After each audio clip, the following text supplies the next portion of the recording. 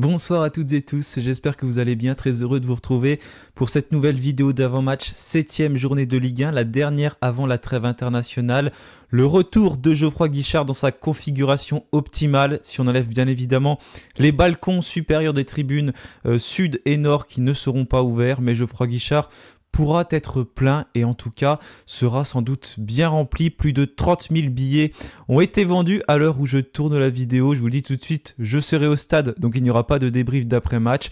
J'irai voir les féminines puisqu'elles jouent à 14 h sur le stade Salif Keita à quelques centaines de mètres de Geoffroy Guichard. Et ensuite, j'irai voir les deux équipes de Ligue 1, Saint-Etienne et Auxerre, qui se raffrontent donc. Ça fait pas si longtemps que ça, le dernier match, c'était au mois de mars dernier, je crois. J'y étais d'ailleurs, on s'était imposé sur le score de 1-0 à cette époque-là. Geoffroy Guichard était à guichet fermé et ce match a ensuite permis d'enchaîner une belle série de guichets fermés du côté de Geoffroy Guichard jusqu'à la remontée en Ligue 1. Donc c'est des bons souvenirs. Je préfère me rappeler de ces souvenirs-là contre la Auxerre plutôt que ce débarrage qui date d'il y a plus longtemps et contre Auxerre.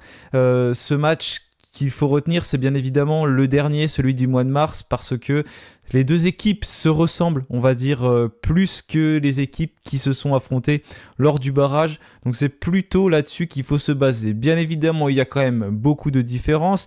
Les équipes ont en partie changé et puis les deux équipes évoluent maintenant en Ligue 1. C'est une rencontre très importante contre deux concurrents qui vont jouer le maintien. L'année dernière, c'était deux concurrents à la montée. Là, Saint-Etienne et Auxerre sont deux concurrents pour le maintien. Néanmoins, il faut faire attention et comme Olivier Dalloglio l'a dit, ce n'est pas un match décisif, mais c'est un match qui reste très important pour l'AS Saint-Etienne. On va bien évidemment en parler dans cette vidéo, on va faire l'avant-match. Juste avant de commencer, n'oubliez pas de vous abonner, de liker et on se retrouve juste après générique.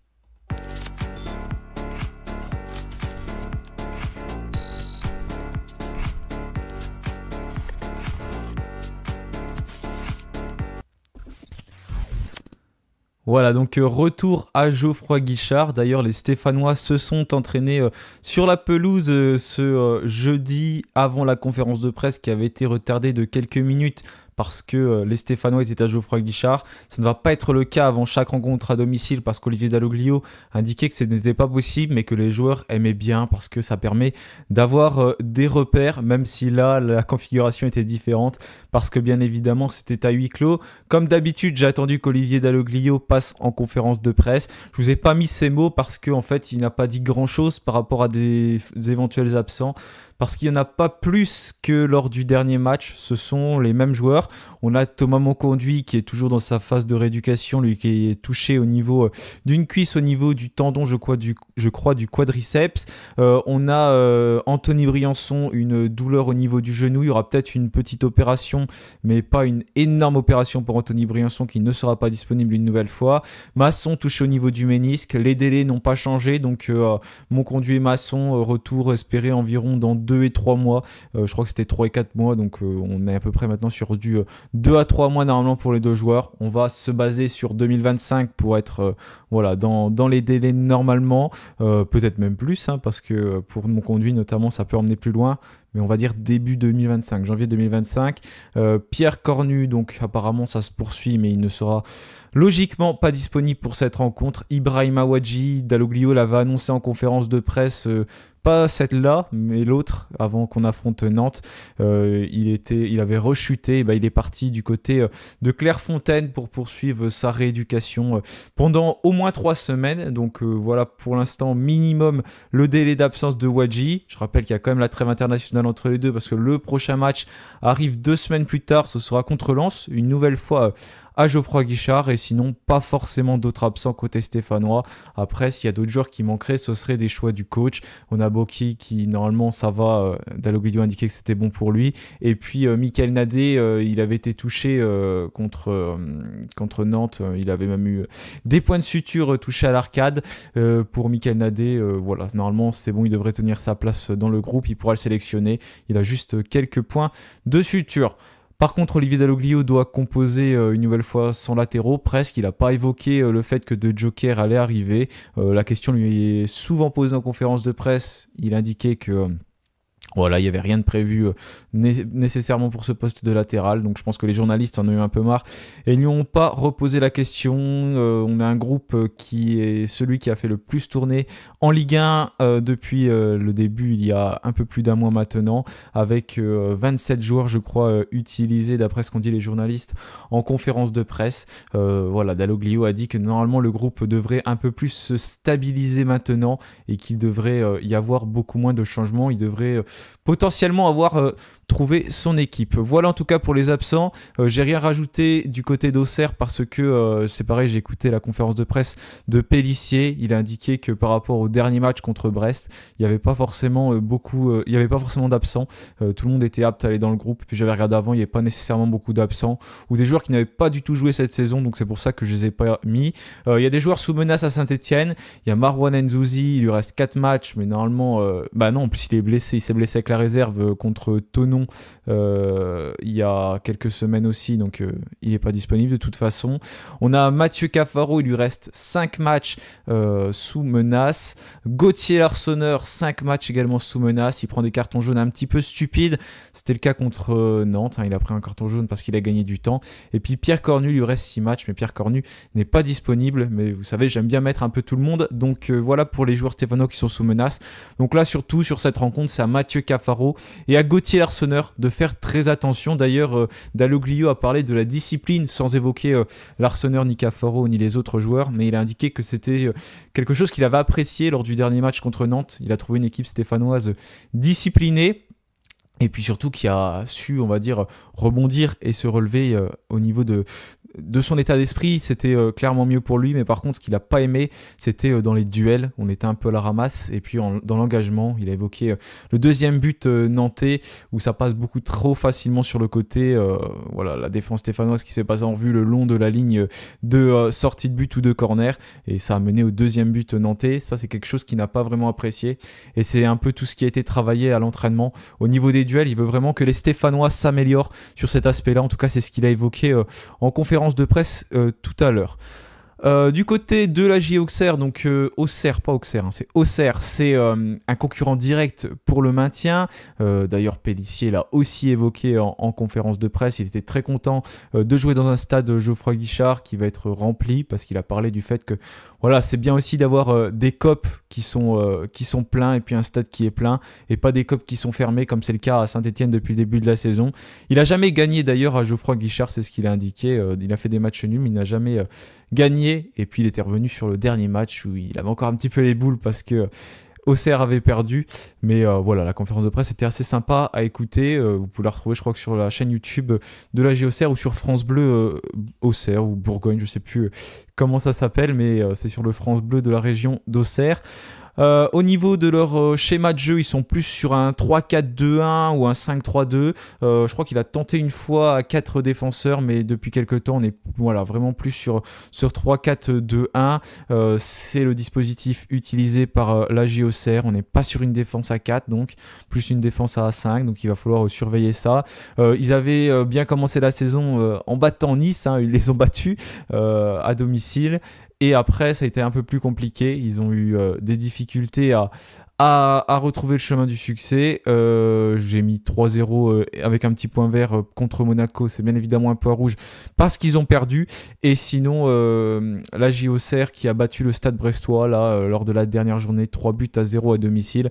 Un sacré résultat des Brestois qui avaient peut-être aussi la tête ailleurs avec la Ligue des Champions. D'ailleurs, bravo à l'équipe d'Éric Roy. Formidable, et à Madi Camara notamment, qui fait une épopée fantastique avec 2 victoires consécutives en Ligue des Champions. Les clubs français qui marchent bien, avec Lille qui a aussi battu le Real Madrid. Donc ça, c'est vraiment une bonne nouvelle pour les clubs français. Donc voilà, Auxerre qui s'est quand même rassuré contre le Stade Brestois et qui compte désormais 6 points dans cette Ligue 1 avec donc 2 résultats importants, 2 victoires face à Nice et face au Stade Brestois, mais sinon ça va être un petit peu plus compliqué pour eux entre ces rencontres. Une différence de but de -4 et c'est un concurrent direct qui n'est vraiment pas loin de Saint-Etienne. C'est une attaque qui est dans le milieu de tableau en 11e place. Au niveau de la défense, c'est pareil, 12e.